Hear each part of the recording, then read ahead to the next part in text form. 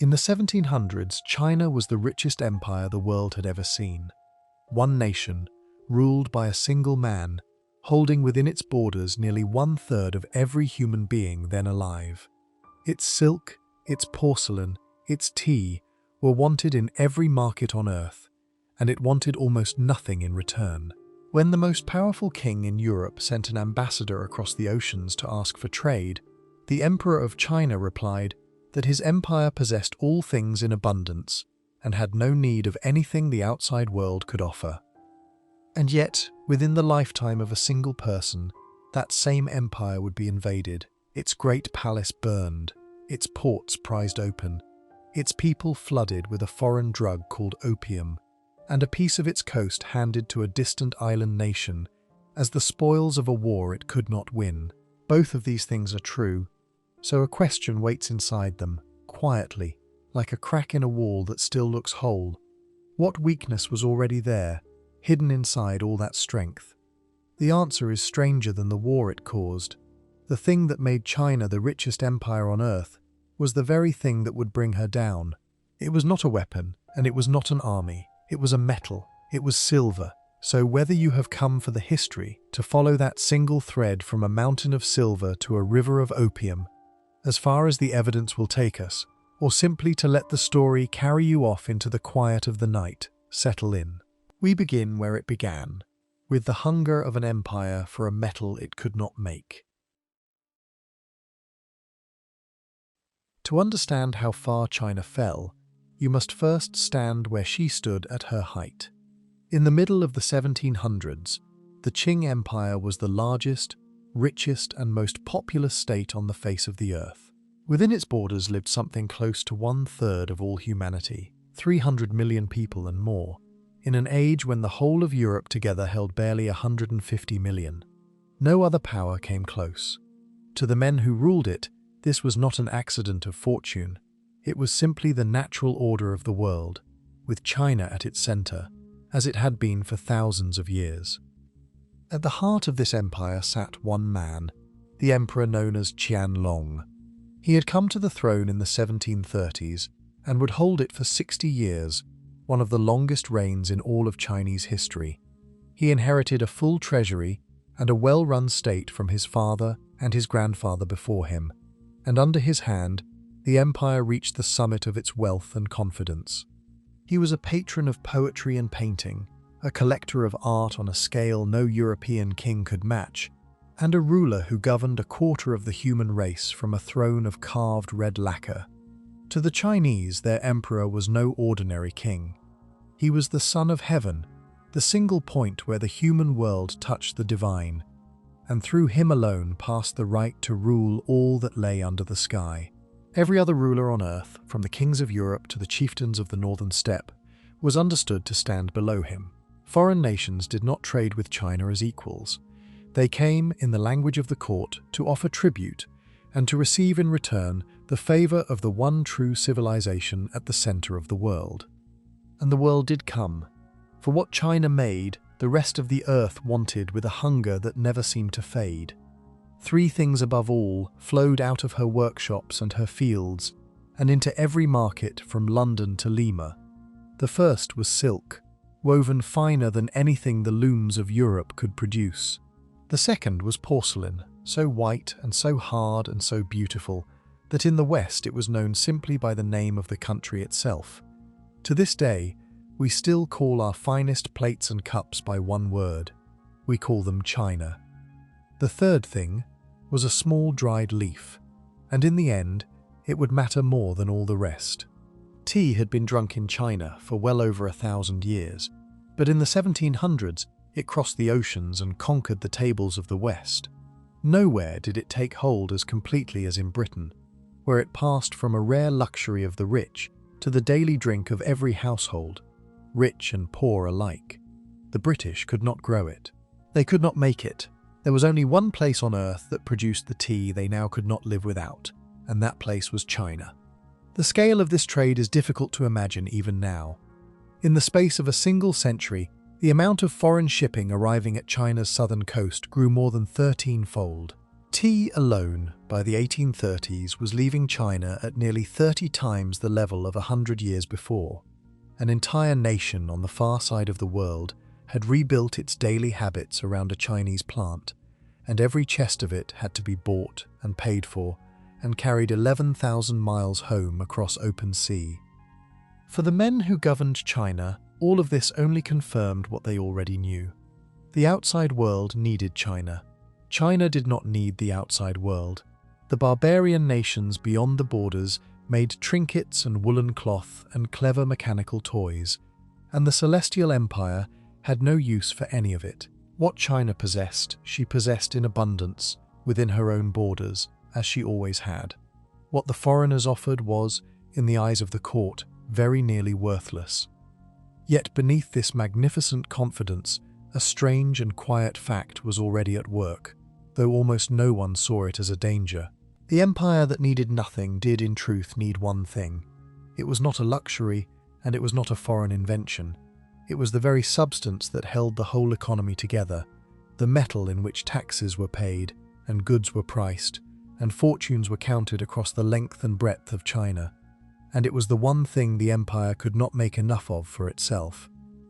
For all her fields and forests and mountains, China produced very little silver of her own. Her mines were thin and quickly worked out, and the imperial government, strangely, did not even mint silver into coins.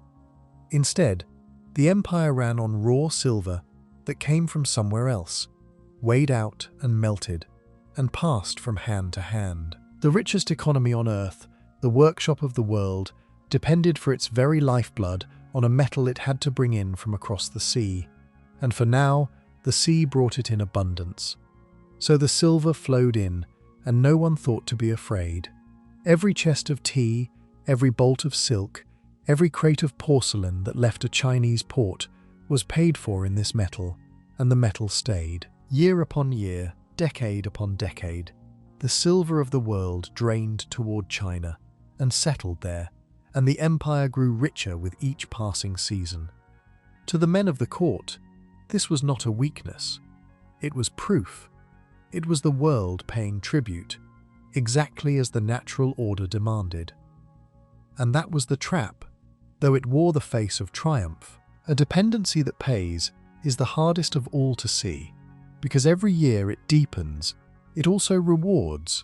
So long as the silver kept coming, the arrangement looked like strength itself, and China grew more certain of her place at the center of all things. No one in that gilded age stopped to ask the one question that mattered: what would become of the richest empire on earth on the day the silver stopped coming in? That day was still far off, hidden beyond the horizon of a confident century. The emperor ruled, the workshops hummed, the foreign ships waited their turn at the single port they were permitted to use, and the treasure of the world flowed quietly into China, as it had for generations. But to understand why it flowed, and why it would one day reverse, and why that reversal would bring an empire to its knees, we must go back further still. We must ask how a nation of 300 million people came to stake its entire world on a metal it could not make. The answer begins, as so much of this story does, with a single decision, made long before, by an emperor who could not have known what he had set in motion. To find the root of it, we must travel back further than the proud reign of Qianlong, back 200 years, to a different dynasty, and a different problem. Long before the opium, long before the gunboats, China faced a simple question that every government in history must answer. In what shall the people pay their taxes, and in what shall the business of the realm be done? The answer China settled on, in the end, would shape her fate for 3 centuries. But she did not arrive at it by grand design. She stumbled into it while trying to escape an older disaster. That older disaster was paper. China had invented paper money centuries before Europe so much as imagined it, and for a time it was a marvel, light to carry and easy to make. But that ease was also its ruin. When a government can simply print more of its money, sooner or later it does, and the rulers of China printed without restraint. By the end of the 1400s, the paper notes of the realm had lost more than 9/10 of their value, swallowed by counterfeiting and endless overprinting. The great experiment had failed, and the people had learned a lesson they would not forget. So they turned away from paper, and they turned away in their millions. The lesson burned into the memory of a whole civilization was this: paper is a promise, and promises can be broken. The ordinary people of China lost their faith in money that a ruler could conjure from nothing, and that lost faith would never fully return. They wanted something a government could not print at will, something with weight in the hand, something real. And so a nation of unimaginable size began, slowly and from the bottom up, to reach for metal. There was copper, the old standby, the coin of daily life with its square hole in the middle, strung together in their thousands. But copper was heavy and clumsy for anything larger than the smallest purchase, and the government could never strike enough of it, nor strike it well enough to be trusted. For the great transactions of a great empire, for taxes and land and the salaries of officials, copper was not enough. The people needed another metal, finer and rarer, that held its value across the whole vast span of the realm. They reached for silver. At first, this was no policy at all, but a habit growing up among the people themselves, merchant by merchant and village by village. The state did not decree it from above. It simply watched the people, of their own accord, begin to weigh and trade in silver for anything that mattered, and slowly the government began to follow where the people led. Bit by bit, the affairs of the realm shifted onto a foundation of silver, until one day the rulers of China looked down and saw that their empire was already standing upon it. And then, in the year 1581, the state made it law. A great reform swept across the empire, gathering up the bewildering tangle of old taxes and labor duties, dozens of separate obligations heaped one upon another, and melting them all into a single payment. It was called, in the plain language of the time, the single whip. From 100 confusing demands, one clear demand remained, and that one demand, for nearly the whole of the empire, was now to be paid in silver. It was, in its way, a brilliant stroke.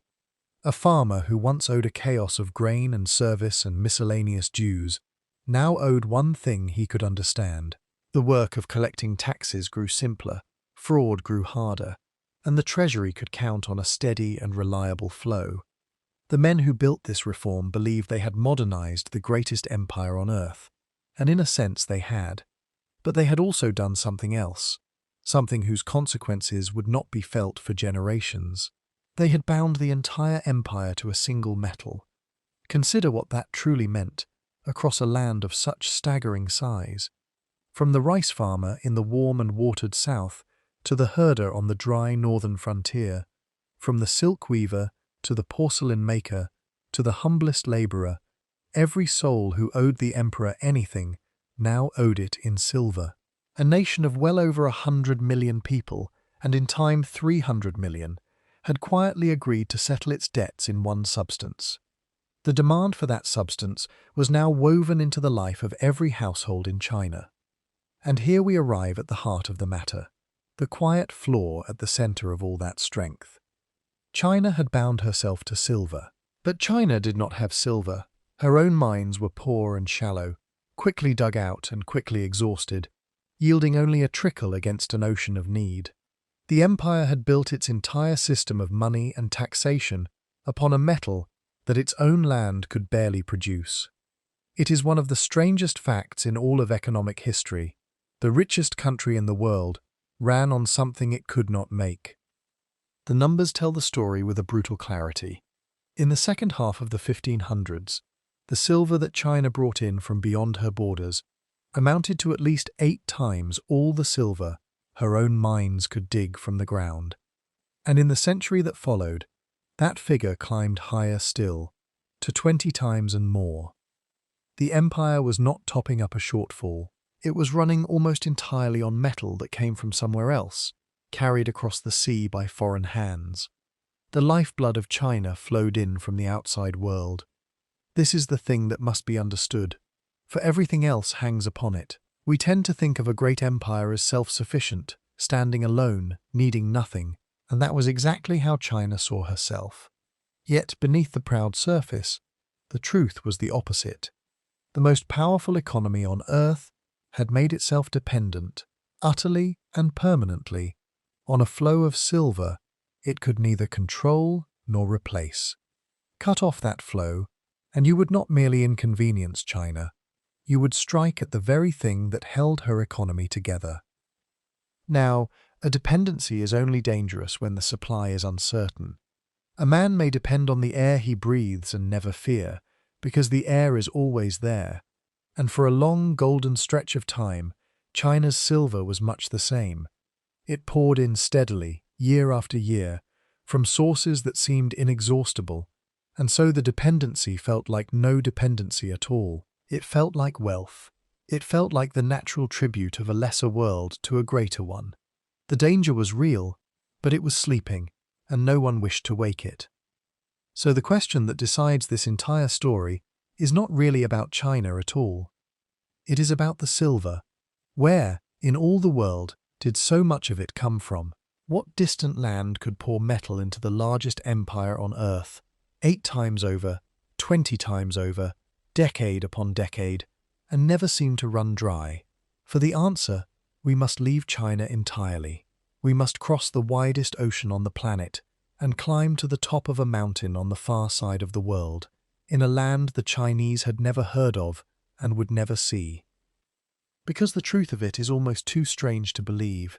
The metal that ran the Chinese empire, the silver in which 300 million people paid their taxes, was dug from the earth 11,000 miles away, in the high cold mountains of South America, by people who had no idea that an emperor across the sea had made their labor the foundation of his world. 2 halves of the planet, utterly unknown to one another, were about to be locked together by a single hunger. And to understand how, we must follow the silver to its source. High in the mountains of what is now Bolivia, more than 2 miles above the level of the sea, there stands a single peak that changed the history of the world. It is a cone of reddish rock, bare and cold, rising alone from the high plain, and for most of human history, almost no one lived near it. The thin air at that height is hard on the lungs, the winters are bitter, and little grows on its slopes. And yet within this one mountain lay the richest body of silver ever found anywhere on the face of the earth. The local peoples had long known there was metal in the mountain, but they had never torn into it on any great scale.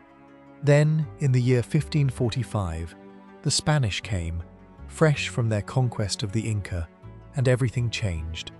A vein of silver ore broke the surface near the summit, hinting at the treasure that lay beneath, and the Spanish began to dig. They gave the mountain a name that said everything about what they had found. They called it the Cerro Rico, the Rich Hill. What they pulled from it in those first years was almost beyond belief.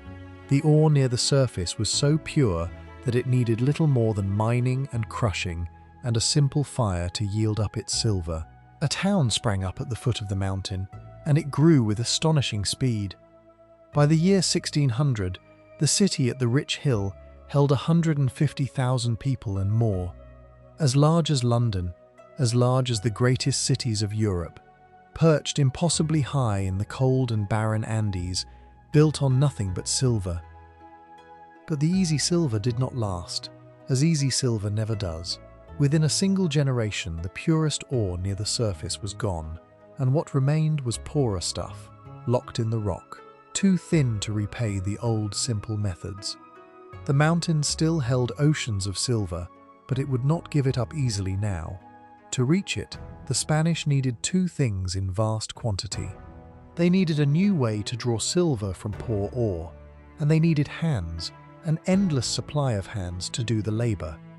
The new method came from across the sea, a process that used mercury to draw the silver out of the crushed and worthless-looking rock. It worked, and it saved the mountain's fortunes, but the mercury was itself a slow poison to all who handled it, and the hands came from the people of the Andes, conscripted under a system of forced labor the Spanish had inherited and bent to their own ends. Whole communities were required, by law, to send their men in rotation to the mountain, to dig in the dark and the cold and the choking dust. The cost of that labor, in human terms, was terrible. The conditions deep in the mountain were brutal beyond description. Men labored for long shifts in the thin air, breathing rock dust that destroyed the lungs, handling the poison mercury in the refining yards, and many sickened and died, some within months of arriving. Over the centuries of Spanish rule, the toll was so heavy that the mountain earned a second and darker name. They came to call it the mountain that eats men. We should pause here, in the quiet, and remember them. The story we are following is one of emperors and merchants and the great tides of trade, but at its very source stand ordinary people, working and dying in the dark of a mountain 11,000 miles from China, with no notion of where their silver went or why the world wanted it so badly. They never saw the empire their labor helped to build, nor the one it would help to bring down. They only knew the cold and the dust and the weight of the rock. And the silver they died to pull from the mountain did not stay in the Andes, nor even in the Spanish Empire that claimed it. The Spanish struck it into coins, round and heavy, and stamped with the mark of the crown, and these coins were so trusted, so even in their weight and their purity, that they became the first truly global money the world had ever known. Merchants from Europe to Asia accepted them without question. In time, they would even be the ancestor of the American dollar. But their greatest destination lay east, always east. For while Spain dug the silver in the New World, China hungered for it in the Old, and these two facts were about to be joined across the widest ocean on Earth. The Spanish had taken the Philippine Islands, far out in the Pacific, and there they built a port city called Manila. And to Manila, each year, came Chinese merchants in their wooden junks, sailing down from the southern coast laden with silk and porcelain and every fine thing their workshops could produce, looking for the one thing they wanted in return. What followed was one of the most extraordinary arrangements in the history of trade. Once a year, sometimes twice, enormous Spanish galleons, the largest ships then built anywhere in the world, set out from the coast of Mexico loaded with silver. They crossed the entire Pacific, a voyage of months through open and often deadly water, to reach Manila.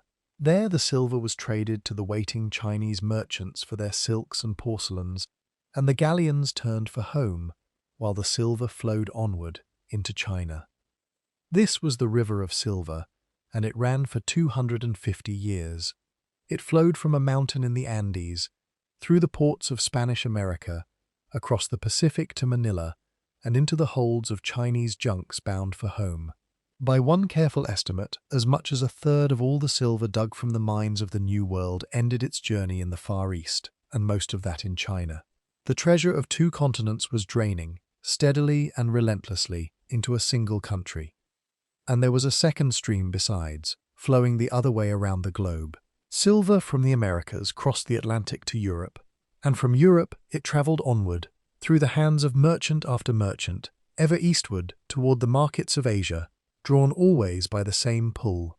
Whether it went west across the Pacific or east across the world, the silver was forever moving in the same final direction. It was moving toward China, because China, above all the nations of the earth, was where silver was wanted most. For China, this was the answer to her hidden need, and for a long age it worked. The empire that could not make silver did not have to, so long as the river kept flowing. The metal poured in from the New World by way of Manila, settled into the Chinese economy, and there it stayed, paying the taxes of 300 million people, oiling the wheels of the greatest economy on earth. The dependency was real, but the supply was abundant, and so the danger slept on, year after prosperous year. But every river depends upon its source, and no source flows forever. The silver of the New World came from particular mines, carried by particular ships, along particular routes, and all of these could falter, and one day would. China had built her entire world upon a current she did not control and could not replace, a current that began in a foreign mountain and crossed a foreign ocean in foreign hands. For now, in the high noon of her confidence, none of this troubled her, and it was in exactly this mood, certain of her place at the center of all things, that China received a visitor from the other side of the world, a visitor who came to ask for change. In the autumn of 1792, a small fleet set sail from the south of England, bound for the far side of the world. Aboard were some 700 men, soldiers and servants, scholars and musicians, an artist, and a great quantity of carefully chosen gifts. At the head of it all stood a seasoned statesman named George Macartney, a man who had served as an envoy to the Russian court and governed British lands in India. He carried with him the hopes of a king and a nation, and a task that had defeated everyone before him. He was going to ask China to change. Behind the embassy stood a simple and growing problem, and the problem was silver. Britain had fallen in love with Chinese tea and bought it in ever greater quantities, and paid for all of it in silver, because silver was the only thing China would take. Year after year, British silver flowed into China and did not come back, and the merchants of the East India Company watched their treasure drain steadily away. They needed China to buy British goods in return. They needed, in short, to balance the books. And so they turned to their government, and the government sent Macartney. His instructions were clear, and to British eyes entirely reasonable. He was to ask the Emperor of China to open more ports to British trade, beyond the single southern harbour they were confined to. He was to ask for a small island or patch of ground where British merchants might live and store their goods. He was to ask that British traders be freed from some of the heavy duties and restrictions laid upon them. And above all, he was to ask that a permanent British ambassador be allowed to live at the Chinese court. 4 requests, each of them ordinary in the world Macartney came from. But Macartney was not sailing into the world he came from. He was sailing into a different universe entirely, one with its own laws of how nations met and what their meetings meant. In Europe, ambassadors were exchanged between sovereigns understood, at least in form, as equals. In China, there was no such thing as an equal to the emperor. There was the Son of Heaven at the center, and beyond him, in every direction, lesser peoples who came to offer tribute and receive his favor. The British were about to discover that the two sides did not even agree on what the meeting was. After the better part of a year at sea, the embassy reached the coast of China in the summer of 1793, and from the first it was gently but firmly placed within the Chinese scheme of things. The vast quantity of gifts the British had brought, intended to dazzle the court with British power and ingenuity, were received by their hosts as tribute, the customary offerings of a distant vassal. The banners that the Chinese hung upon the British boats carried characters the visitors could not read, announcing the arrival of an embassy bearing tribute from England. And the gifts themselves were a study in misunderstanding. The British had chosen them to display the genius of their civilization. There were clocks and watches, fine pottery from the Wedgwood works, air pumps and scientific instruments, even cannon. The grandest of all was an enormous planetarium, a clockwork model of the heavens that traced the motion of the planets across 1,000 years. The British believed it would astonish the court. The court, which had European astronomers of its own, saw an elaborate mechanical toy and noticed, to its quiet amusement, that the cogs were worn. The thing was second-hand. The British had badly misjudged their audience in nearly every way. They assumed their manufactures would be marvels never seen in China, when in truth many European goods already trickled in through other hands, and some high officials wore English cloth. They had no idea of the things the court actually prized. They did not understand the Chinese passion for fine jade, and so brought none worth giving, while the emperor cared more for a single piece of good jade than for all their clocks and cannon together. They had crossed the world to impress, and brought the wrong gifts. Then came the matter that would echo through history, the question of the kowtow. This was the ritual demanded of all who came before the emperor, a profound act of submission, kneeling and touching the forehead to the ground, 9 times in all. To the Chinese it was simply how one acknowledged the Son of Heaven, performed by subject and foreign envoy alike. To Macartney it was unthinkable. He represented a king he believed the equal of any ruler on earth, and he would not abase himself and his sovereign by grovelling on the floor. Here, the old story we have all been told goes like this. A stubborn, proud British lord refused to bow properly to the emperor, gave deep offence, and so wrecked the whole embassy over a point of etiquette. It is a tidy tale, and for 2 centuries it was widely believed. But the records of the Chinese court tell a more interesting truth. The emperor and his ministers were not, in fact, greatly troubled by the kowtow. They had already quietly accepted that this strange envoy from across the sea need not perform it in the usual way. For the obsession with the ritual, it turns out, came chiefly from the British side, not the Chinese.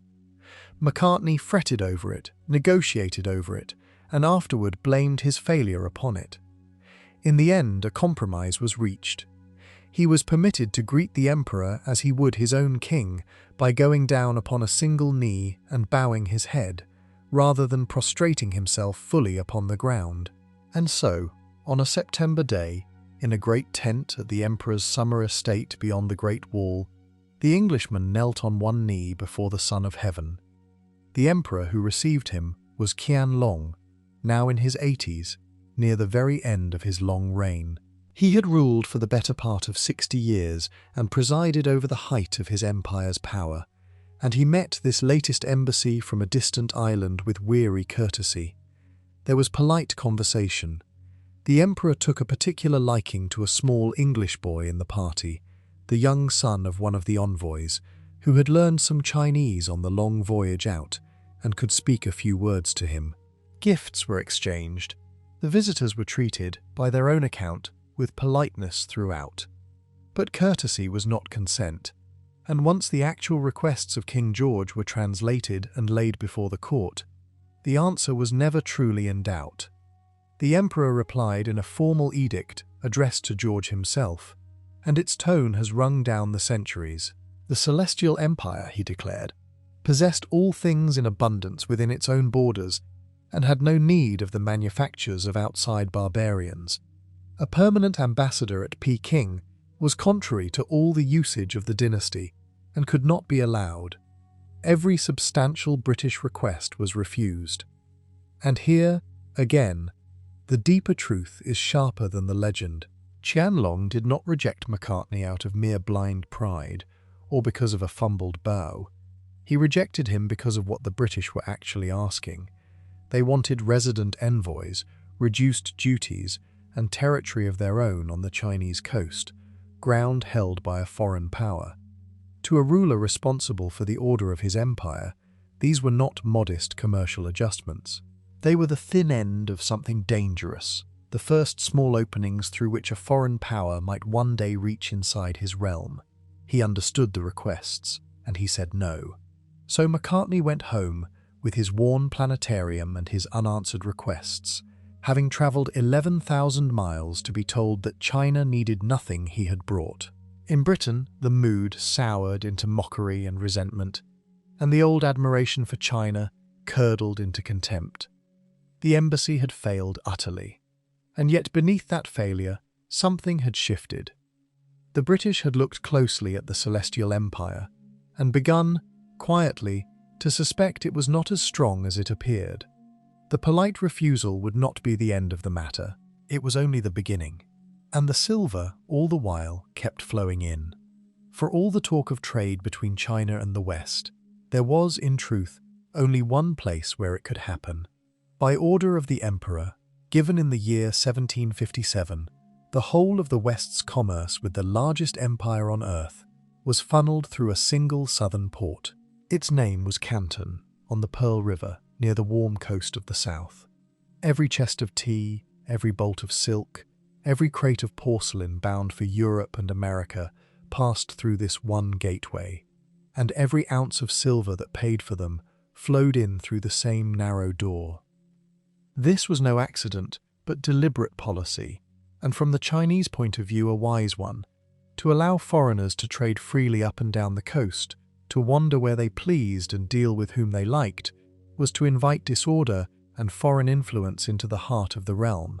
Far better to confine them to one place, far from the capital, where they could be watched, taxed and kept at arm's length. Foreign trade was tolerated as a favour to lesser peoples, not embraced as a partnership. Canton was the controlled valve through which that favor was allowed to flow.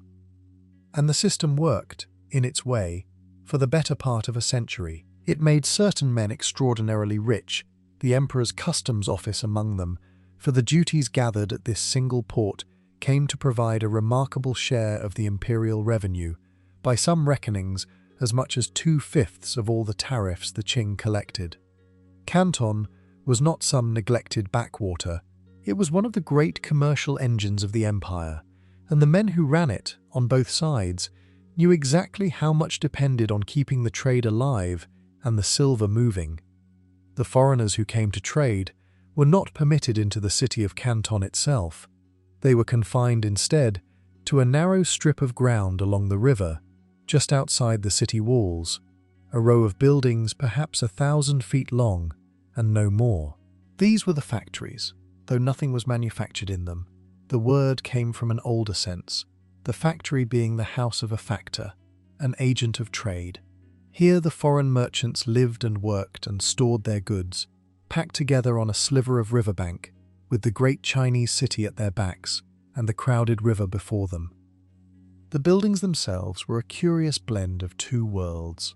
Their fronts were dressed in the classical style of Europe, with columns and pediments, and above each flew the flag of its nation, the British, the Dutch, the Danes, the Swedes, the Americans, and more. But behind those European faces, they were Chinese buildings, of Chinese brick and tile, built to a Chinese plan. They stood in a long line facing the water, and a small number of foreigners lived within them, surrounded on every side by a city of millions whose language they were forbidden to learn. For the rules of life in the factories were strict, and to a modern ear they seem extraordinary. The foreign merchants could not bring their wives. No Western woman was permitted to live in the factories at all, and the men came alone, leaving their families behind for years at a stretch. They could not learn the Chinese language, by imperial decree, and had to rely on interpreters and a strange trading speech that grew up between the two sides. They could not enter the walled city. They could not roam the country. They could not, for much of the year, even remain in Canton at all. That strange trading speech was a thing all its own. Since the foreigners were forbidden the Chinese tongue, and few Chinese spoke the languages of Europe, the two sides met in the middle, in a patchwork language of broken English, stitched together with Portuguese and Chinese, and whatever else would serve. We call it pidgin, and through it, millions of pounds of business were done.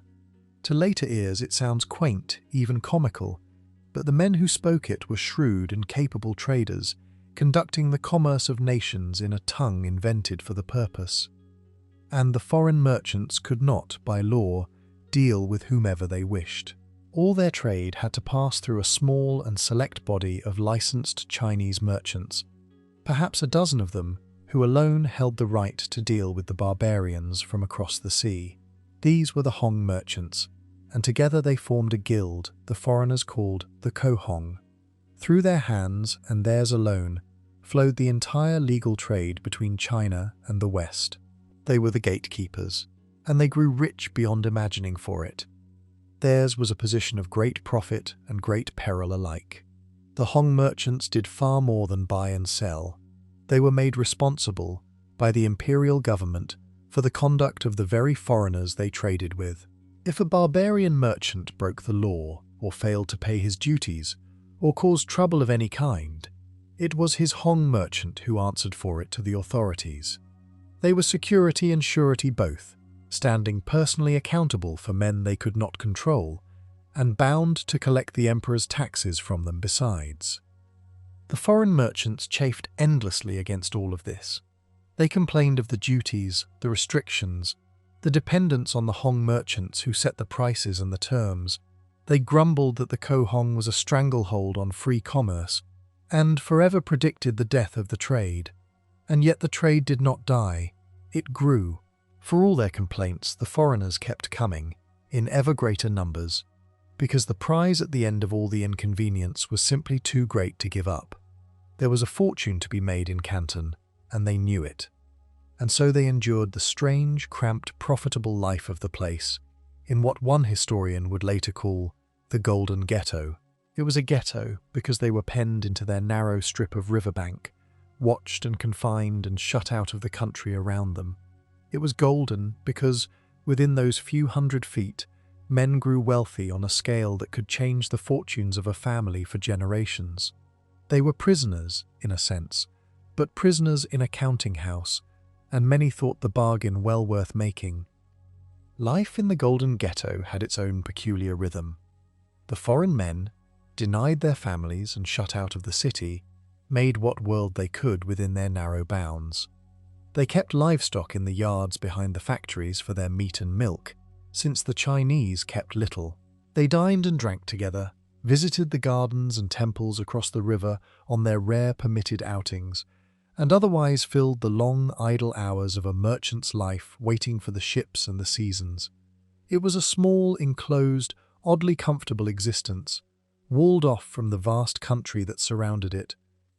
But beneath the routine and the profit, Canton was something more than a marketplace. It was the single point where the whole vast imbalance of the China trade was concentrated, the one place where the pressure built.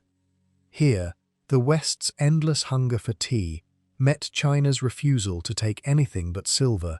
Here the books would not balance year after year as British silver poured in and nothing of equal worth went back. Every strain in the relationship between China and the world was gathered into this one narrow strip of riverbank, waiting. For Canton was where the silver actually changed hands, and so Canton was where the crisis, when it came, would first be felt. As long as the silver flowed in to buy the tea, the Golden Ghetto hummed along in its strange contentment. But the day the foreigners found something else to sell, something that could reverse the flow and pull the silver back out of China, it was here, on this riverbank, that the reckoning would begin. And among the men of the Kohong, one above all would rise to a height almost beyond belief, and then fall with the world he had helped to build. Among the Hong merchants of Canton, one name rose above all the others, and his story carries the whole strange tale of the silver trade within a single life. To his Western partners he was known as Howqua, though that was a trading name, a foreign rendering of the name of his family firm. He had been born Wu Bingjian in the year 1769, the same year, by chance, that brought into the world both Napoleon Bonaparte and the Duke of Wellington. And he would become, by the measure of his time, the richest man on the face of the earth. His family had not begun in Canton nor in wealth. They were of Fujian stock, from further up the coast, and had moved south to the region of Canton generations before, in search of fortune. As newcomers without ancestral roots in the place, they were regarded as outsiders, and settled at first in the suburbs beyond the city walls. But it was a shrewd move all the same, for it placed them at the very gateway of the foreign trade, exactly where the silver of the world came pouring in. The family's fortunes were about to be made. It was Howqua's father who founded the trading house, the firm the foreigners would come to know as the Yi He Hong, and who first carried the name Howqua in his dealings with the West. When the old man died, at the very start of the new century, his son inherited the business, and with it the name and the position. The younger Howqua took what his father had built and raised it to heights the old man could never have dreamed. Within a few short years he had made his firm the foremost trading house in all of Canton. The foundation of his fortune was tea, and his greatest partner was the British East India Company, that vast and powerful organization that dominated the trade between China and the world. Howqua supplied it with tea on an enormous scale, drawing on plantations his family controlled in the hills of Fujian. In a single year, near the height of his powers, he sold the company more than 50,000 chests of tea, nearly a fifth of everything it bought in all of China. And in return for the tea came silver, the metal China craved, flowing into his hands. The wealth he gathered is difficult to grasp even now.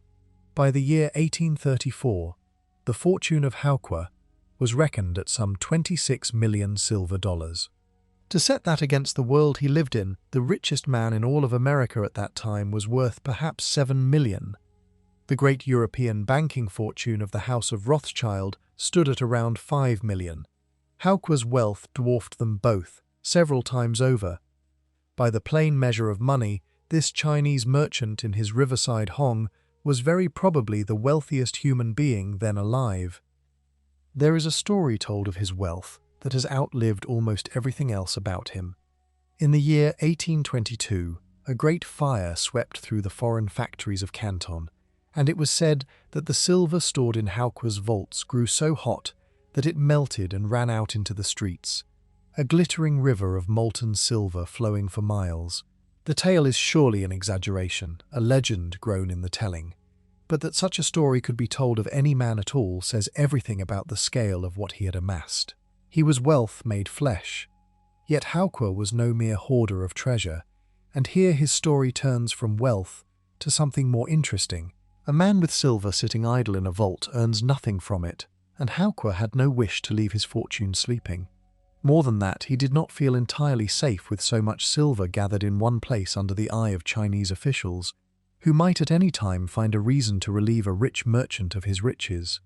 So he did something remarkable. He began to send his money out into the world, to work for him far from Canton.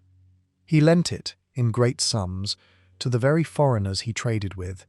He advanced silver to the East India Company itself, and to the Western merchants who came to his hong, often more than $1 million at a time, financing the trade that made them all rich.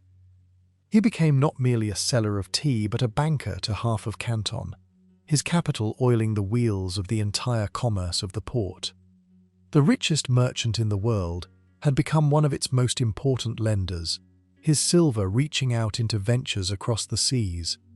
And his money reached furthest of all to a young and rising nation across the Pacific, the United States of America. Howqua formed deep and trusting bonds with the American merchants who traded at Canton, men of firms like the great House of Russell and Company. Through them, he placed his fortune into the building of a new world. His silver flowed into American enterprise, into the works and ventures of a country just beginning its own astonishing rise.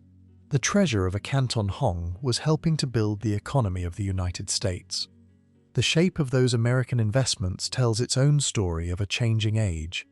Howqua's money, entrusted to his American partners, found its way into the great works of a young and industrializing nation, into its railroads above all. One of the men closest to him, a rising American merchant named John Murray Forbes, would become a power in the American railroad business, and Howqua's capital stood behind such ventures. A portion of America's own industrial awakening was financed, quietly, by the wealth of a Chinese tea merchant 11,000 miles away. The American families who traded with Howqua carried his wealth and his memory home with them, woven into the fortunes of the new republic. The great merchant houses of Boston and New England that grew rich in the China trade founded dynasties that would shape American life for generations, and their fortunes were bound up with the man in Canton who had financed and trusted them. His portrait, painted in his long robes, would hang in fine American houses for a century and more, the honored image of a partner from across the sea. For Howqua was held, by the foreigners who knew him, in a regard close to reverence. In a trade full of sharp dealing and suspicion, he had a name for honesty and for keeping his word, and his judgment was trusted utterly. He was the senior of the hong merchants, the steadiest hand in all of Canton, and the foreign traders dealt with him as with a man of rare and genuine integrity. Among all the figures of that strange and grasping world, his was the name remembered with respect, and even with affection. But we must not forget what lay beneath all this glittering wealth, for Howqua's fortune rested entirely upon the silver trade and the system that channeled it. He had grown rich because the silver flowed in, because the world hungered for the tea he sold and paid for it in the one metal China would accept, because Canton was the single gateway and he stood at its head. His whole vast fortune was a creature of that arrangement, and that arrangement, as we shall see, was about to be broken, and broken in a way that would carry Howqua down with it. For the position of a hong merchant was perilous as well as profitable, and Howqua's wealth made him a target as much as a prince. He was bound by the system to answer for the foreigners and their conduct, to bankroll officials, to bear whatever burdens the state chose to lay upon him. So long as the silver flowed in to buy the tea, all was well, and he reigned as the richest man alive. But a shadow was gathering over the trade that had made him, a shadow in the shape of a drug. And when it fell, it would fall first and heaviest on Canton, and on the men who stood at its very centre. We come now to the turning point of the whole story, the place where the long peace of the silver trade began to break. For 2 centuries and more, the arrangement had held. China wanted silver, the West wanted tea, and the silver flowed east to pay for it, year upon year, in a current that seemed it would never falter. But beneath that smooth surface, a problem had been quietly growing on the British side, and by the close of the 18th century, it had become impossible to ignore. The books would not balance. The problem, at its heart, was beautifully simple. Britain bought a very great deal from China and sold it almost nothing in return. The tea flowed west by the shipload, and the porcelain and the silk, and all of it had to be paid for in silver, because silver was the one thing China would take. But what did the British have that China wanted to buy back? Almost nothing. The Chinese saw little use for British woolens or British clocks or British manufactures of any kind, and so the silver went one way and did not come back.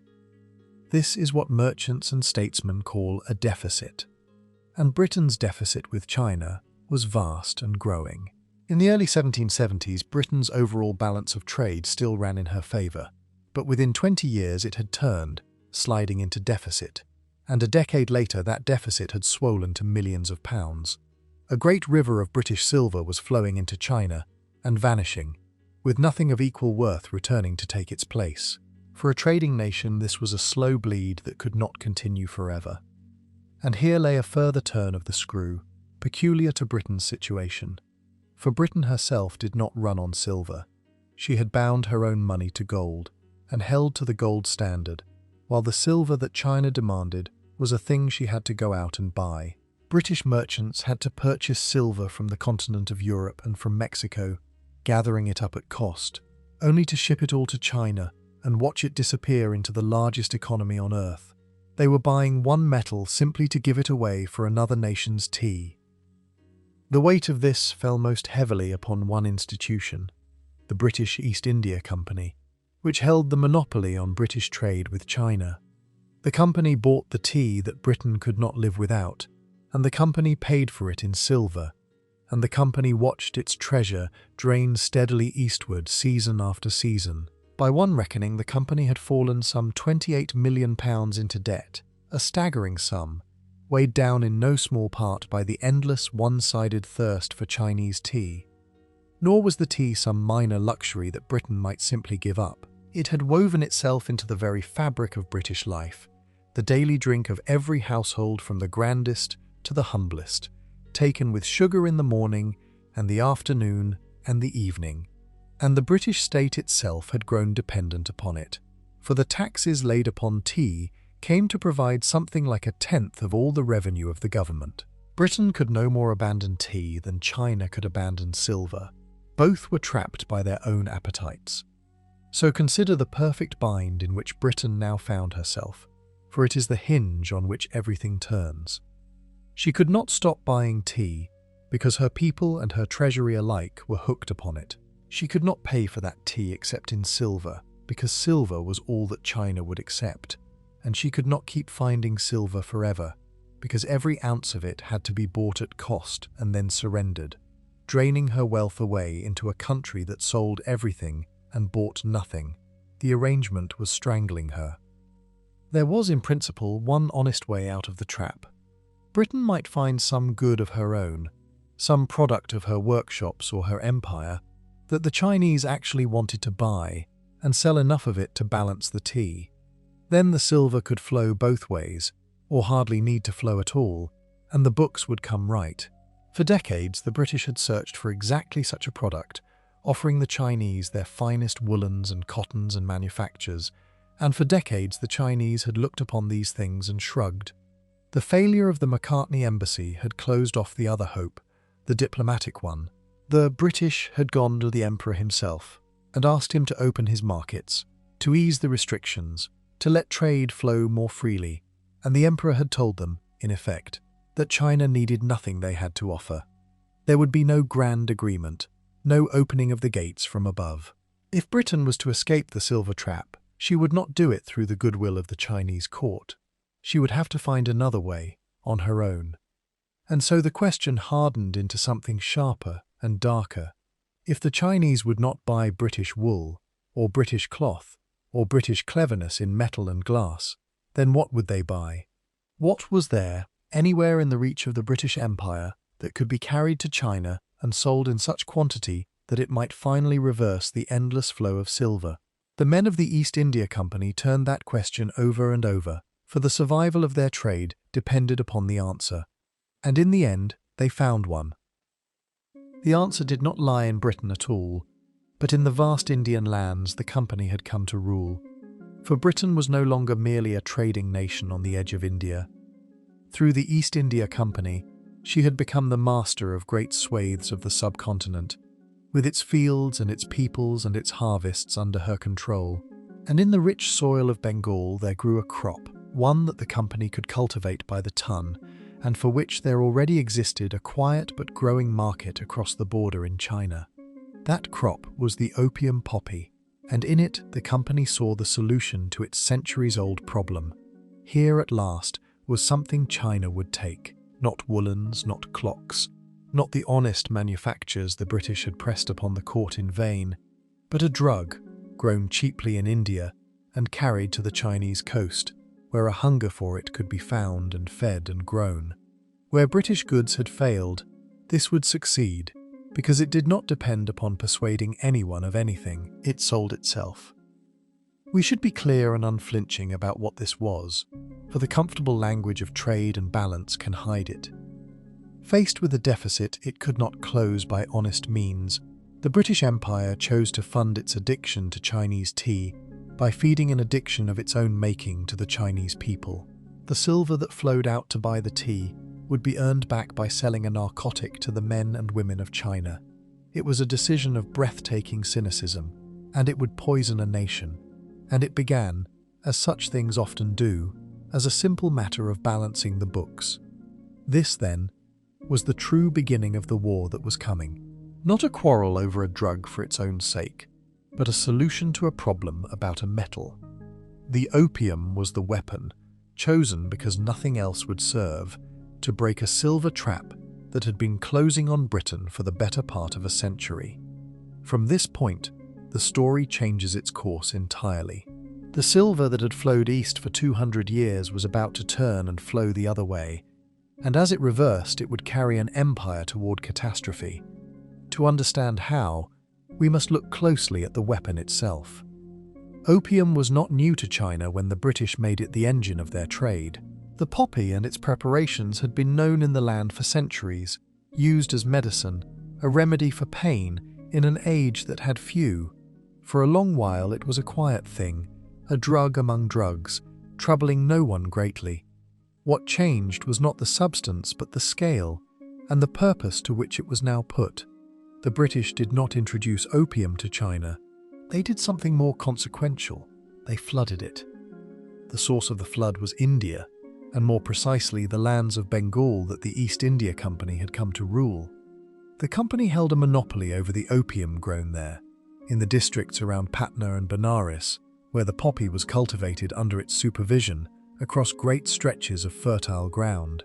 The crop was gathered and processed and packed into chests, each weighing something like 140 pounds, ready for the long journey east.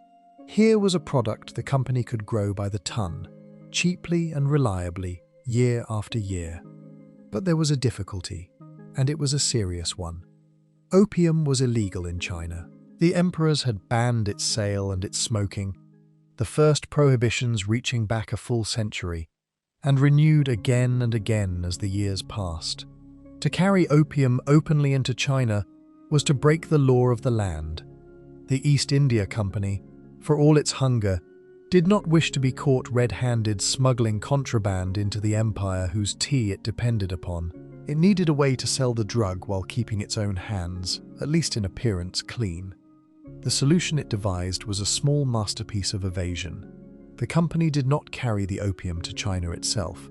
Instead, it sold the drug at auction in Calcutta to private merchants, the so-called country traders, men licensed to carry goods from India to the Chinese coast.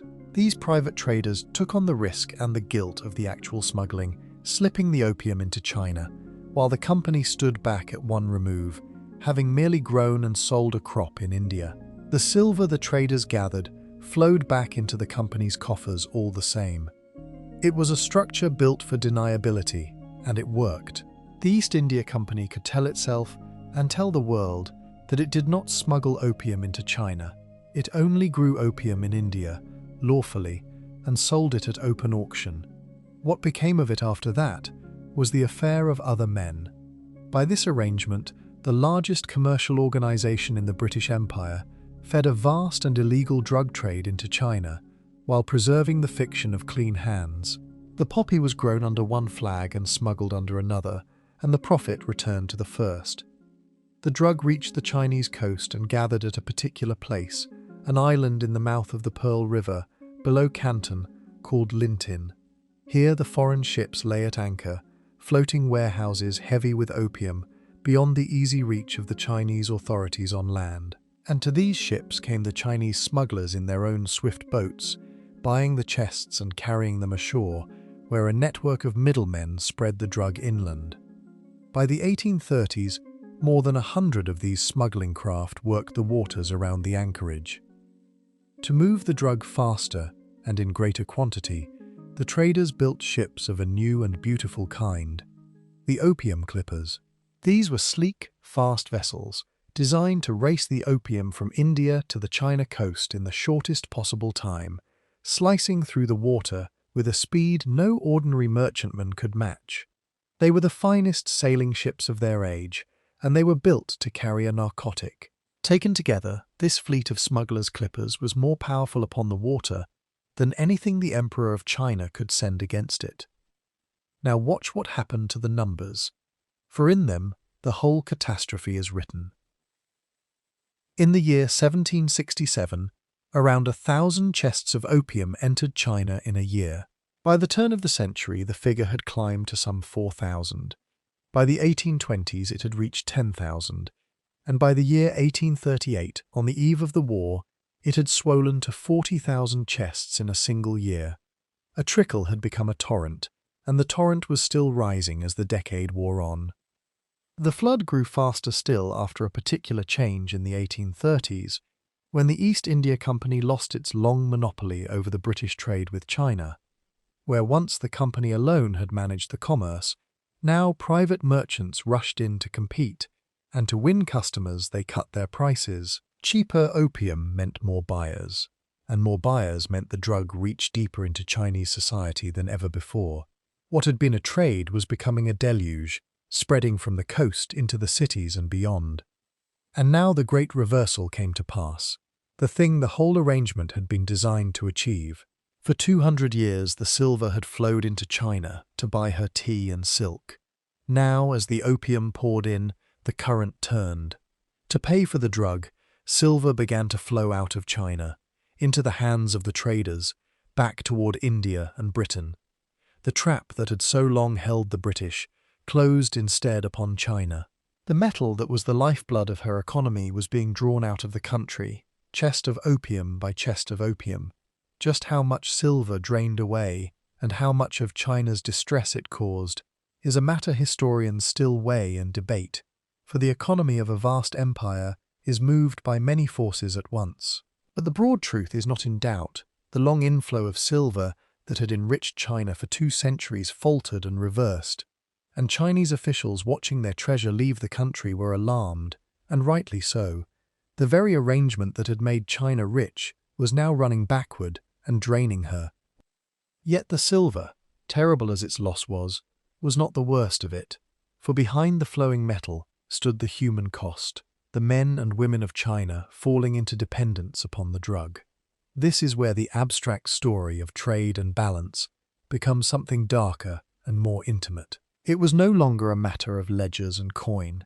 It was a matter of lives, of households, of people across the breadth of the empire being drawn into an addiction that the most powerful commercial enterprise on earth was deliberately, knowingly feeding for profit. And the harm reached into every rank of Chinese society. It touched officials of the court, who took the drug to ease their hours, and scholars who made it a mark of leisure and status, and laboring men who turned to it to dull the ache of hard and grinding work. By the eve of the war, the users of opium in China were counted in the millions. The drug had spread from a coastal curiosity into a sickness running through the whole body of the nation, from the highest mandarin to the poorest worker. This was the weapon, then, in its full and terrible workings. A crop grown in India, sold through a screen of private hands, smuggled by fast ships to a river island, and spread by a web of dealers into the heart of China, reversing the flow of silver and poisoning a people in the doing of it.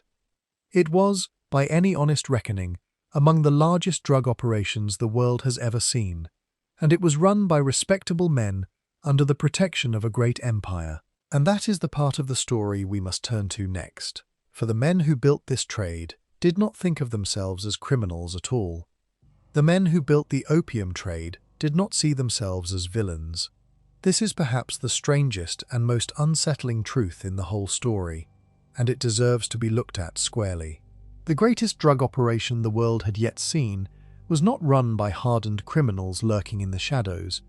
It was run by respectable men in good coats, men who dined well and gave to charity, and thought of themselves as honourable, men who would have been offended to their core to be called what they plainly were. They were merchants and gentlemen, and they were selling poison to a nation.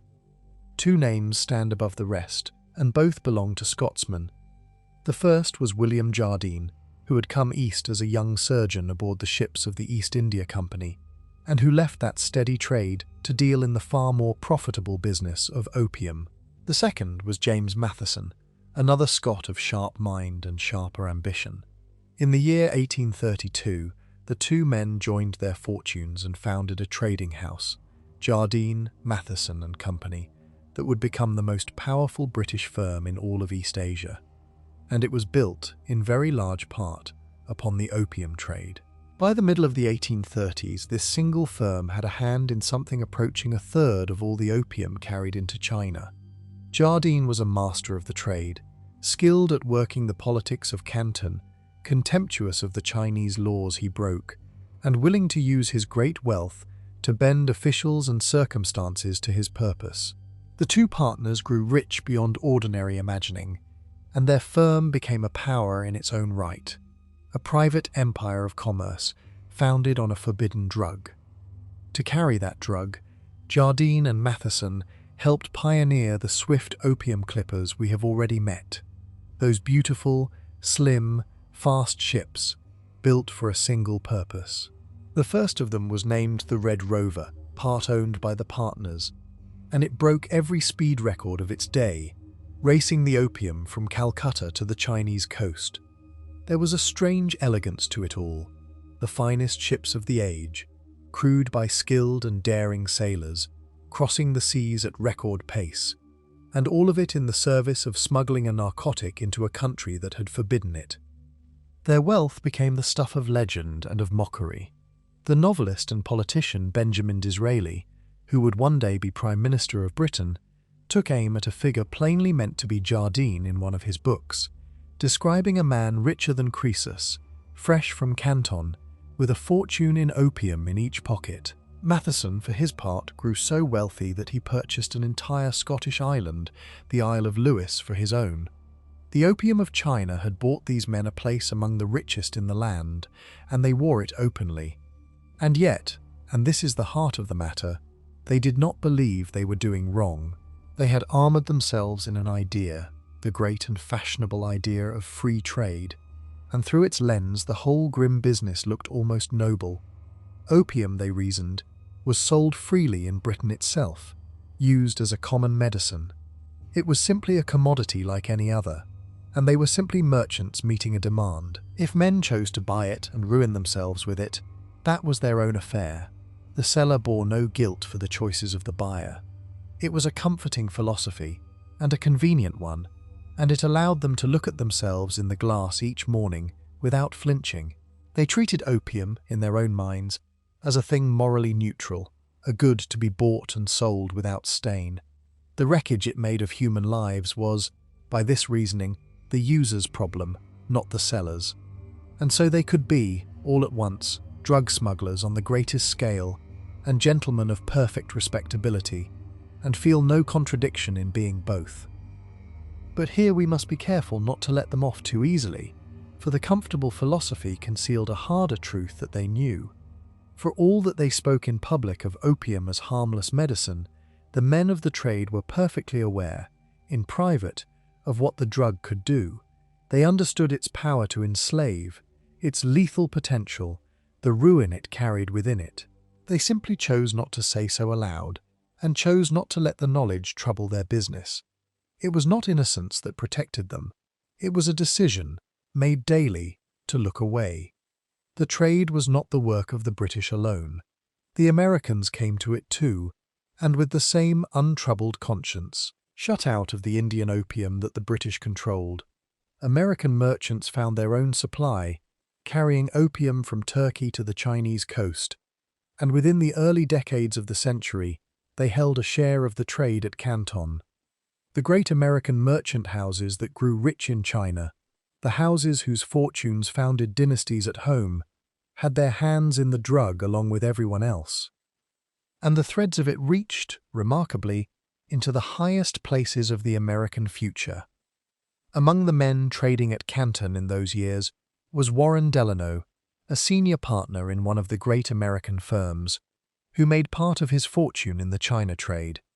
He was, by blood, the grandfather of a man who would one day be President of the United States, Franklin Delano Roosevelt. The wealth of the Opium Coast wove itself quietly into the story of America, into its railroads and its banks, and even, by such threads, into its presidencies. There is a letter, written by one of these American traders, that captures the whole strange conscience of the trade better than any argument could. Reflecting on the business, the merchant set down the plain facts of it, the millions of dollars it earned, the harm it did to the bodies and the wealth of China, and the curious absence of any sense of wrongdoing among the men who profited. He noted, almost as an aside, that he had made his own first fortune by it. It was honesty of a sort, a clear-eyed accounting that saw the damage and the profit alike, and chose the profit. For that is what unites all of them, British and American, gentleman and smuggler, the steady triumph of profit over conscience.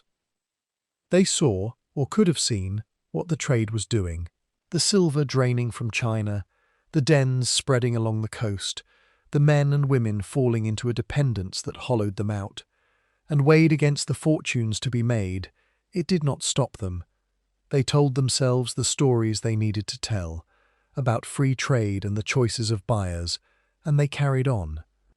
Set their comfortable self-image against the reality on the other side of the transaction, and the distance between them is staggering.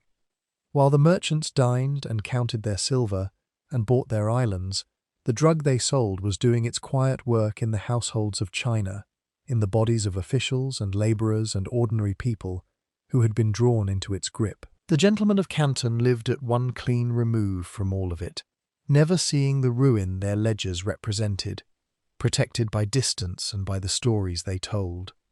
And it could not last, this comfortable arrangement, because on the far side of it stood a nation being visibly harmed, and a government that could not forever look away. The silver was leaving, the people were suffering. The reports were piling up on desks in Beijing. Sooner or later the empire would have to act, would have to send someone to the coast to confront these respectable smugglers and put an end to their trade. And when that man came, he would come in deadly earnest, and the collision between his world and theirs would set the whole thing ablaze.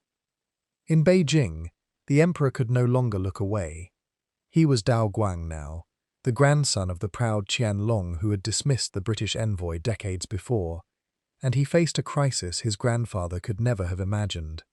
The silver was draining from his realm, and his people were falling to the drug in their multitudes, and the bans his predecessors had issued for a century had done nothing to stop it. For years he had wrestled with the problem and failed. Now he resolved to send his very best man to Canton, with full power to end the trade once and for all. That man was Lin Zexu, and he was, by the measure of his age, very nearly incorruptible. A scholar and official of high principle, born in the south, he had risen through the ranks of the imperial service by sheer ability and unbending integrity. He had already suppressed the opium trade in the provinces he governed, and his record had reached the emperor's ear. Dao Guang summoned him to the capital and met with him in person many times over, an extraordinary mark of favor, before sending him south as imperial commissioner, armed with the full authority of the throne. Lin travelled to Canton in deadly earnest, and his very journey said something about the man. He went with only a small retinue, a handful of guards and servants, deliberately keeping his party lean so that no one might use his name to extort money along the road. He was a bureaucrat of rare conscience, in an age of soft and grasping officials, and he arrived in the spring of 1839 with a single, clear purpose. He had come to destroy the opium trade, and he meant to do it without fear and without compromise. He moved swiftly, and he moved hard. He arrested Chinese dealers by the hundreds and seized their pipes and their stocks. He strengthened the coastal defences against the smuggling ships.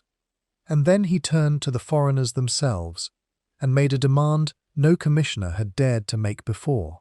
They were to surrender every chest of opium in their possession, all of it, and to pledge in writing that they would never trade in the drug again, on pain of death. There would be no token gesture, no quiet bribe, no looking away. He wanted all of it. When the foreigners stalled and resisted, Lin tightened his grip without hesitation. He sealed off the foreign factories entirely, ringing them with soldiers, cutting off their supplies, and confining the merchants within. The servants were taken away. The men who had grown rich and comfortable in the Golden Ghetto found themselves prisoners, penned in their own factories until they yielded. And the pressure fell heaviest of all upon the Hong merchants who stood between the two sides, Howqua chief among them. For Lin had no patience with the Kohong, and he held them to account for the smuggling that had flourished under their watch. He summoned the Hong merchants and called them traitors to their faces, and he threatened that if the foreigners did not surrender their opium, 2 of them would be executed and their fortunes seized. Howqua, the richest man in the world, the senior of the Hong merchants, now stood under the shadow of the executioner's blade, caught between an immovable commissioner and the foreigners who would not give up their drug. His vast wealth could not protect him. In the end, it was the British official on the scene, Charles Elliot, who broke the deadlock, and he did it in a way that would have enormous consequences. He instructed the British merchants to hand their opium over to him, to the Crown, promising that the British government would compensate them for their losses. By this stroke, he turned a quarrel between a Chinese commissioner and a band of private smugglers into a matter between 2 governments. The opium was no longer just the property of merchants. It had become, in effect, the property of Britain. And so the opium was surrendered, some 20,000 chests of it, more than 1,000 tons, handed over to Commissioner Lin. What he did with it became one of the most famous acts in the whole history of China. He did not simply burn it, for burnt opium left ashes that could be scraped up and used. Instead, over 23 days, hundreds of labourers broke open the chests, dissolved the opium in great pits with salt and lime, and flushed the ruined sludge out into the sea. 1,000 tons of the drug, destroyed by the hand of the state, washed away upon the tide. There is a detail in this that captures the soul of the man.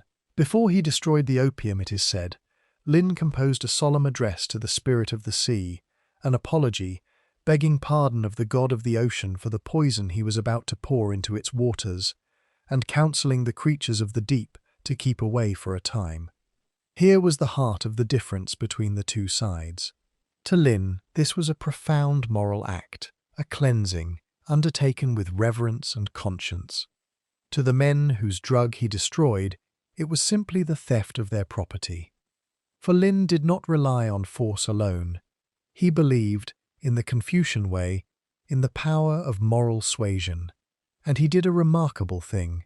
He composed a letter to the distant ruler of Britain, the young Queen Victoria, appealing directly to her conscience. How, he asked, could Britain permit her merchants to carry to China a poison that Britain herself forbade at home?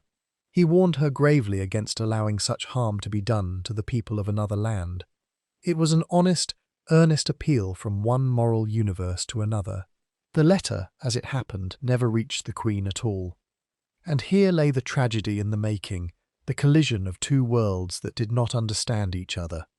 Lin acted from a vision of moral order, of right conduct between rulers and peoples, and he expected that once the wrongdoing was laid plainly before the British, they would see their error and stop.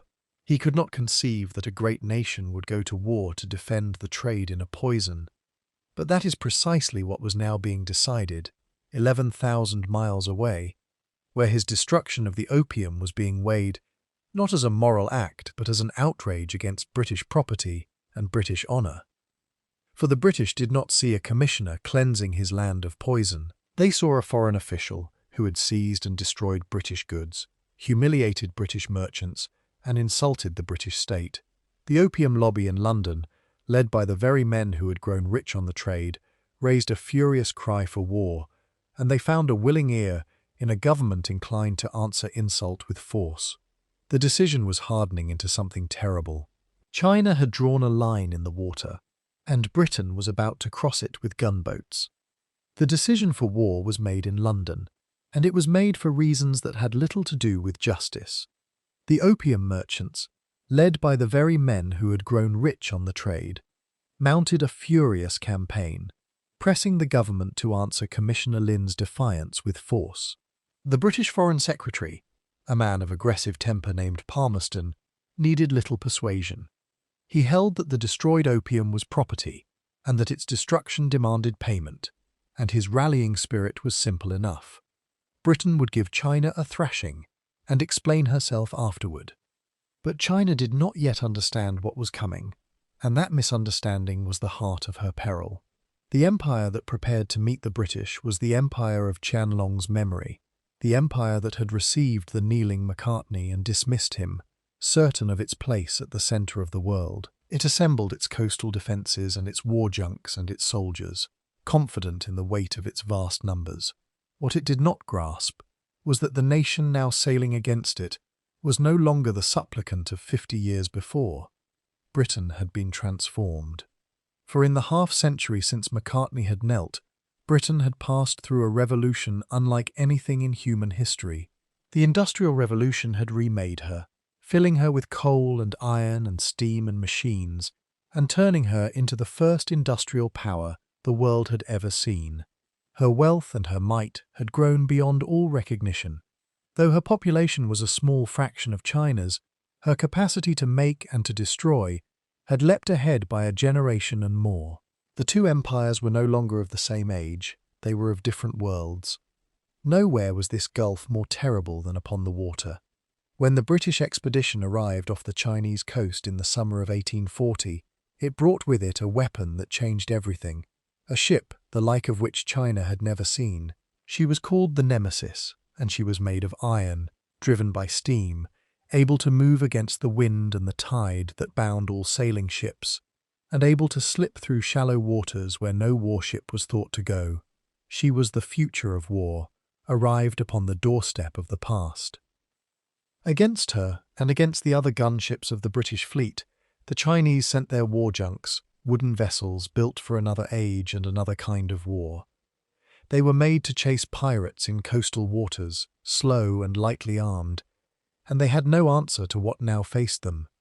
Some of the larger British warships carried more guns than entire fleets of junks. The British could stand off at a distance and pound the Chinese ships and forts to splinters, while the Chinese shot fell short and harmless into the sea. It was not a battle between navies, it was a mismatch between centuries. And so the war became less a contest than a demonstration. a methodical display of what industrial power could do to a pre-industrial empire. The British did not need to conquer China, for no such thing was possible or intended. They needed only to move along her coast, striking where they pleased, and they did so almost at will. They seized islands and battered ports, took the city of Canton under their guns, and then sailed northward, capturing one coastal city after another, their steamships carrying them wherever the water led. The Chinese fought, and in places they fought with great courage. But courage could not close the gap. Their forts were stormed, their fleets destroyed, their soldiers cut down by weapons they could not match. Officials sent false reports of victory to Beijing, unwilling to tell the emperor the scale of the disaster, and so the court understood too late how completely it was being beaten. The British moved up the very arteries of the empire, toward the great cities of the Yangtze, toward the ancient southern capital of Nanjing, and there was nothing the Celestial Empire could do to stop them. When at last the British threatened Nanjing, sitting astride the canal that carried the lifeblood of the empire's trade, the Qing court could hold out no longer. It sued for peace. And in the summer of 1842, aboard a British warship anchored in the Yangtze, the representatives of the Emperor of China set their names to a document that would mark the beginning of a long humiliation. It was called the Treaty of Nanking, and its terms laid bare just how far the balance of the world had shifted. The treaty gave Britain nearly everything that Macartney had asked for in vain half a century before, and a great deal more besides, all of it now taken at the point of a gun. 5 Chinese ports were thrown open to British trade and residence, where before there had been only one. The old Canton system was swept away, the monopoly of the Hong merchants abolished. British subjects in China would be tried under British law, not Chinese, and China was to pay an enormous indemnity, some 21 million silver dollars, for the war and for the opium that Lin had destroyed. But the most striking provision of all was the loss of territory, the thing no emperor had ever conceded. China was made to hand over an island off her southern coast, to be held by the British Crown in perpetuity, forever. The island was called Hong Kong, dismissed at the time by some as a barren rock of little worth. From that barren rock would grow one of the great cities of the world, and a jewel of the British Empire, and it would not return to China for more than a century and a half, until the year 1997. To feel the weight of what this meant, turn the picture around for a moment. Imagine a fleet of Chinese warships sailing up the English Channel, anchoring off the coast of Britain, and compelling the British Crown to hand over an island of its own, the Isle of Wight perhaps, to be ruled by China forever, and to pay a vast sum for the privilege of being defeated. Imagine the outrage and the disbelief such a thing would stir. That reversal is the only way a Western mind can begin to grasp how the Treaty of Nanking was received in China. It was an unthinkable thing made real. And there was one silence in the treaty that spoke louder than all its clauses. For all that the war had begun over opium, the treaty said almost nothing about it. The drug was not legalized, but neither was it stopped. The trade that had caused the whole catastrophe simply carried on, its silver still flowing out of China, its poison still spreading through her people, now under the protection of a victorious empire. China had been defeated, stripped of territory and silver and sovereignty, and the thing that had ruined her was left untouched. The humiliation was complete, and it was only beginning. The Treaty of Nanking did not end China's ordeal, it began it. For the defeat of 1842 proved to be only the first blow in a long sequence of them, the opening of a wound that would not close for 100 years. The Western powers had learned that the great celestial empire, for all its size and antiquity, could be beaten, and beaten easily, by ships and guns and resolve. And having learned it, they came back for more. What followed is remembered in China by a single and bitter name.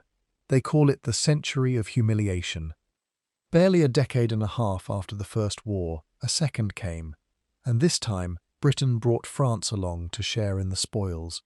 Once more the Chinese were beaten, once more their defences crumbled before Western arms, and this time the invaders marched all the way to Beijing itself. And there, in the year 1860, they did a thing that has never been forgotten. To punish the Chinese court, British and French soldiers looted and burned the old summer palace, the magnificent imperial gardens and pavilions, a treasure house of Chinese civilization, reduced to ash over 3 days of deliberate destruction. The burning of the summer palace was a wound to the soul of China, an act designed not merely to defeat but to humiliate, to show the emperor of all under heaven that his most precious places could be put to the torch at the whim of foreigners. And in that second war, the thing the whole tragedy had begun with was at last made law. Opium, the drug that had reversed the silver and poisoned the people and provided the pretext for the guns, was finally legalized in China, forced upon her by the powers that profited from it. Nor did the blows come only from without, the same weakness that left China helpless before the foreign gunboats left her vulnerable from within. And during these same years, a vast rebellion tore through the south and center of the country, a convulsion so terrible that it cost the lives of perhaps 20 million people and more. The empire was being broken on every side at once, battered by foreigners along its coasts and torn by upheaval in its heart, and the confidence that had defined it for centuries drained away like the silver itself. And here, amid the wreckage, we may return at last to the man we followed into the heart of this story, the merchant Howqua, and find in his fate a mirror of his country's.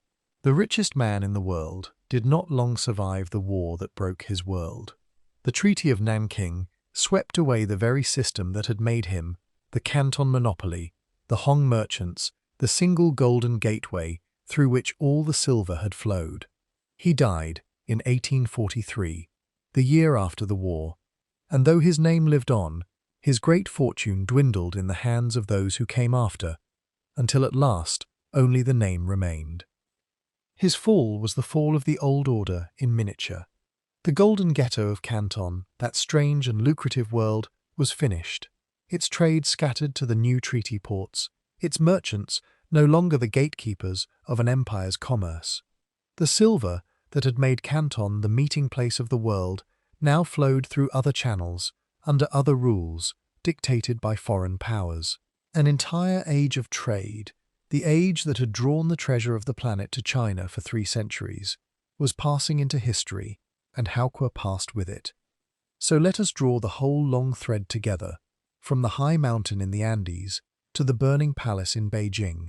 China bound her economy to silver, a metal she could not make, and for 200 years the world fed that hunger and made her rich. Then the British, unable to pay for her tea by any honest means, reversed the flow with opium, and the same silver that had been China's strength became the channel of her ruin. The drug was never the true cause. It was the weapon, chosen to break a dependency on a metal, and in breaking it, it broke an empire. And so we end where we began, with the riddle at the heart of it all. How could the richest, mightiest empire on earth fall so far, so fast? The answer was there all along, hidden in plain sight, in the very thing that made her great.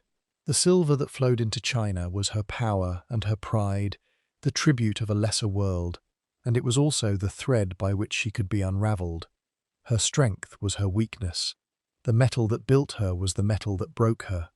The memory of that lesson has never left China, and it shapes how she sees the world to this very day. So rest now, with the long story told, and the silver finally still.